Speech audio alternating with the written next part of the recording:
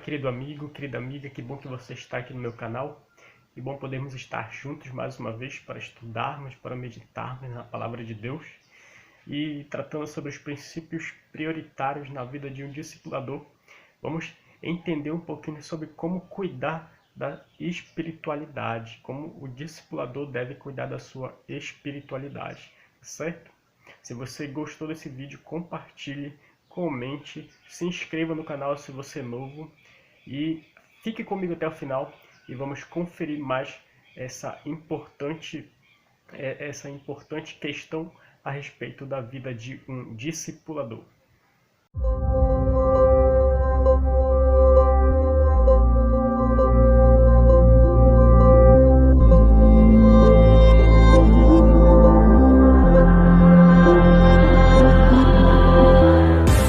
Muito bem, é muito bom, podemos compartilhar, podemos refletir um pouquinho sobre a Palavra de Deus, porque ela é muito especial, é muito importante e quero desde já, fazer um convite para você que é novo aqui no canal, que você possa se inscrever no canal para receber as demais notificações sobre os conteúdos que eu venho tratar aqui, né?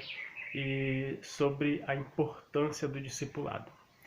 Tratarei de 3 princípios importantes, entre eles, como cuidar da sua espiritualidade, que eu vou tratar hoje, como executar atividades na igreja e em seu meio social, e como exercer atividades espirituais, né, com outras pessoas fora do seu convívio eclesiástico, ou seja, fora do seu convívio dentro da igreja.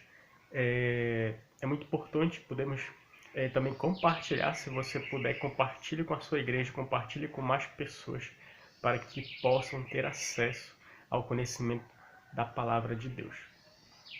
Muito bem, por 3 anos e meio estiveram os discípulos sobre a direção do maior professor que este mundo já conheceu, por associação e também por contato pessoal.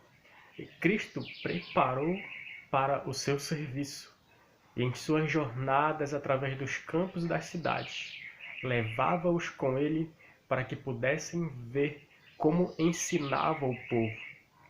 Viajavam com ele de um lugar para o outro, tomavam parte nas suas frugazes refeições, e com ele estiveram algumas vezes famintos e não raro cansados.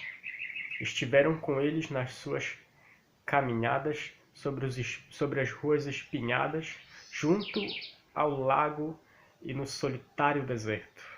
Viram-no em todos os seus aspectos da vida. Os discípulos presenciaram e viveram com Jesus em todos os momentos da sua vida.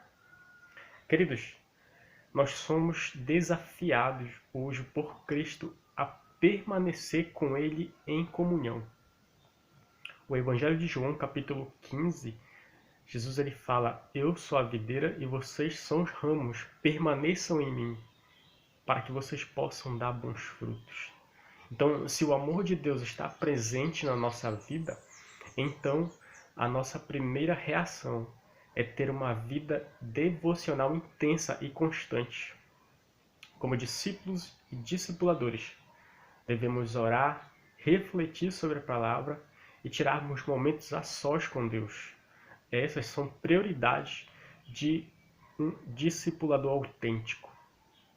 Afinal, o nosso amor a Deus, ela não pode ser hétero ou abstrato, mas algo que se manifesta, algo que é de dentro para fora, primeiramente na prática de disciplinas, primeiramente na prática de disciplinas espirituais. E uma das principais disciplinas espirituais é a oração. A oração. Todo discípulo ou todo discipulador, ele deve orar constantemente. O apóstolo Paulo, ele em 1 Tessalonicenses capítulo 5, o verso 17, ele nos convida a algo.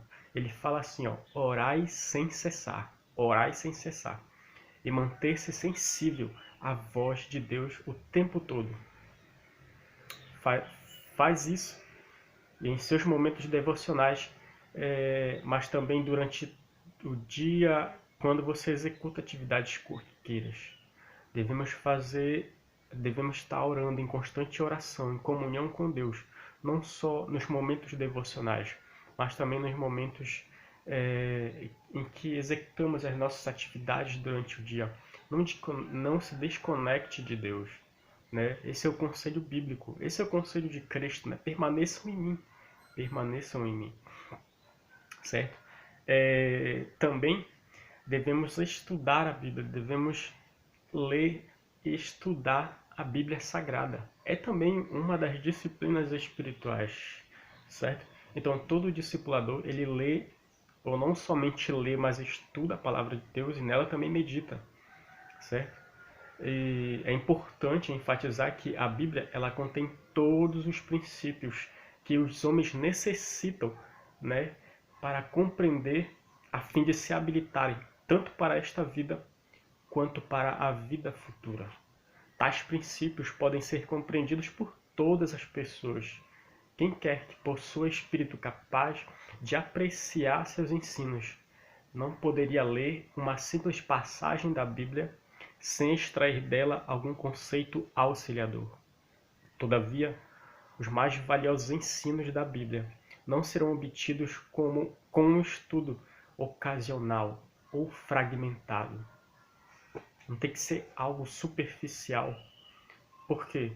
Porque o seu grande conjunto de verdade não é apresentado de modo a ser descoberto pelo leitor apressado ou descuidado.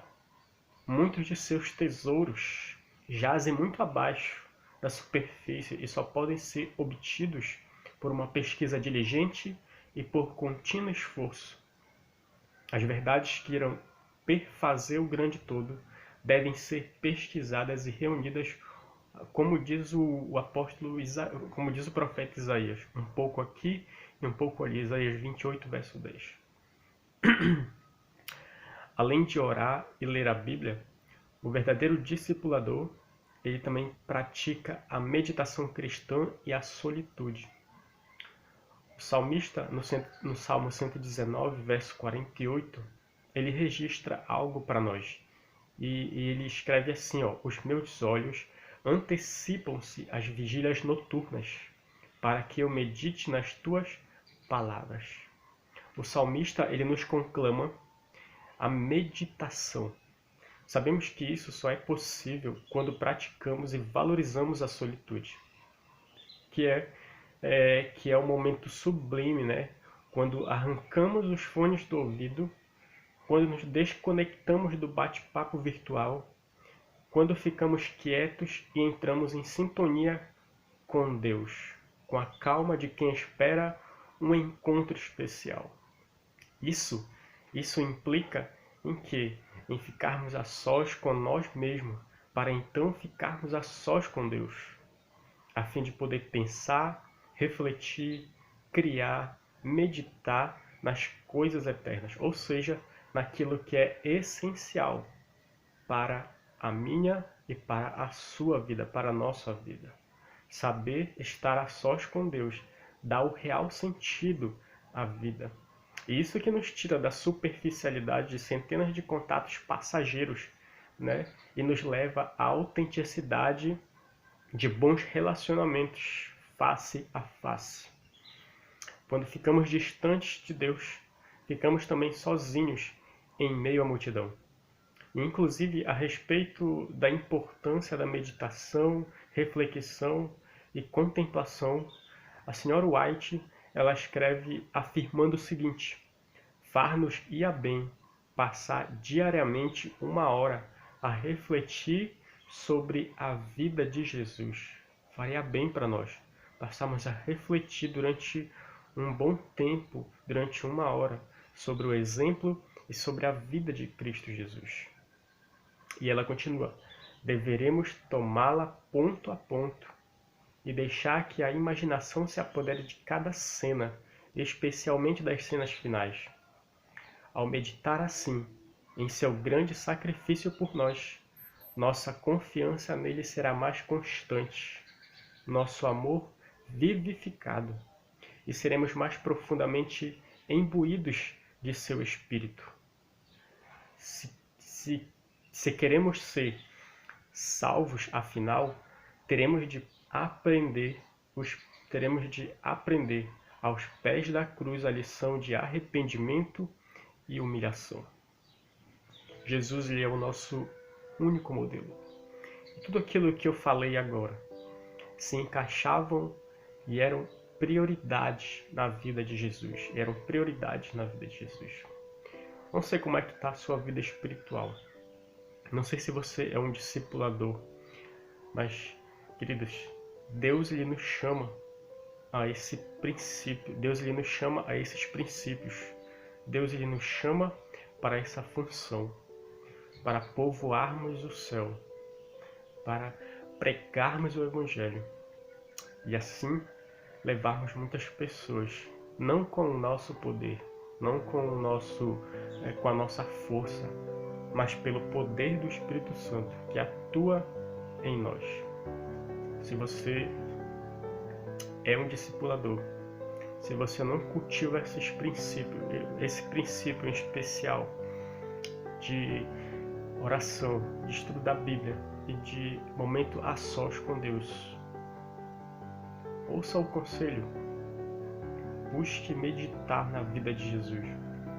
Busque atentar para a vida de Jesus. Como Jesus, ele teve sucesso em seu ministério. Eu tenho certeza que isso irá agregar bastante na sua vida espiritual. Na sua vida espiritual. Que sua vida espiritual possa ser genuína e contínua. E que você possa ser perseverante naquilo que Deus, no propósito que Deus colocou em seu coração.